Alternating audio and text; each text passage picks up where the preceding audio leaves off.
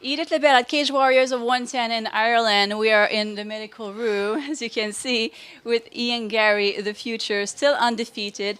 One round finish. Congratulations. How are you feeling? Oh, I feel fantastic. I've been saying all week, I've been thriving off the energy for this fight. This fight was meant to happen. Me being down in Cork and having all the support, that place was electric.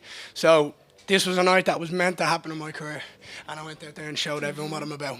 And your opponent, I mean, tough opponent, right? Figlak like just came out of gear, like a wild horse that you tamed pretty quickly. But there's something to be said for him not even tapping out. Right? No, I completely agree. I mean, look, there's this thing, like with your shield or on it, and he went out on a shield. He wasn't giving up, and you got to respect him for that. But look, that's 3 opponents now.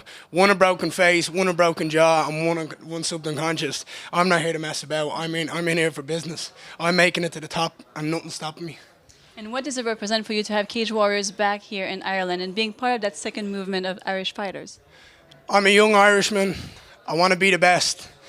And me leading, or me being one of the leaders of this kind of rise again to stardom is amazing. I mean, you've got the lads now on, Joe McColgan and Rhys McKee. We're just going to take this back. We're that new age. We are the new age, and this is the generation that won't be forgotten.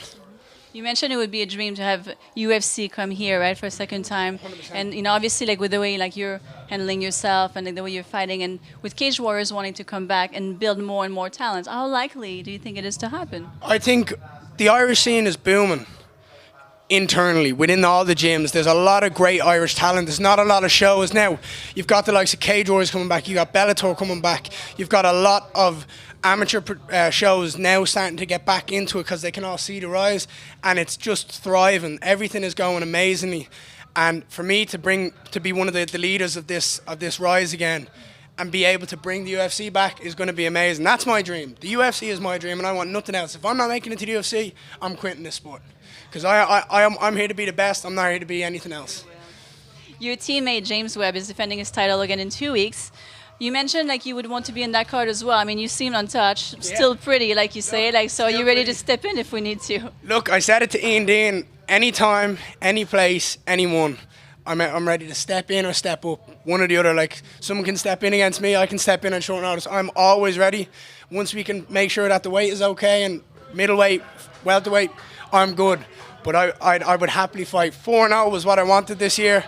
I broke my hand in my first pro fight. That took me out for about 25 weeks due to an opponent pull-out. So I only went 3-0 this year. Not ideal. Next year I want to have at least 4 or 5 fights, and they're all going to be more statements. And then by 2021, you're looking at the Cage Warriors champion, or you're looking at a UFC fighter. That's the way I'm looking at it. There ain't no other way. And lastly, so you did an interview during Cage Warriors Media Day where you raised your opinion. It raised quite a storm on social media. And I must say, you know, I was like very impressed with the way you handled yourself, and it showed like a very mature side, you know, a mature side of you. Can the fans just always expect that transparency from you? Well, like I said it in the ring there, everything that I speak is my opinion and what I feel about this sport. And I didn't say anything bad in that interview. I just said that UFC is my goal, and I'm not going to stop until I get to UFC. I'm not saying Bellator is not a great promotion. Not at all. If fighters want to go there and get paid, great, go ahead. I'm all for that. But I want to be the best. And I meant what I said earlier on. If I'm not going to be the best, I'm not going to fight anymore. That's what I'm here to do. Why do something if you're not going to be the best? If you like, that's my mindset. And look, I'm just here to do me. And if people have a problem with what I do, then they can. There's either 2 things. They can either do something about it, or they can shut up. Because I really don't care. I don't have time. I was having great time winding people up online. I mean, it means nothing to me. I'm a 21-year-old kid. Okay, I'm not 26, 27 providing for a family, trying to pay mortgages and pay rent or pay bills or look after children. I worry about myself, that's it. All right, and if someone doesn't agree with me, tell me to shut up or ignore me. I'm 21. But look, I'm just here to make statements, and that's what I'm doing. And if people want to build up the hype for me, off you go. I'm good at that myself. Well, it's impressive how you can stand your ground at such a young age, and it's impressive to watch you grow. Like, we can't wait to see what's next. Thank you.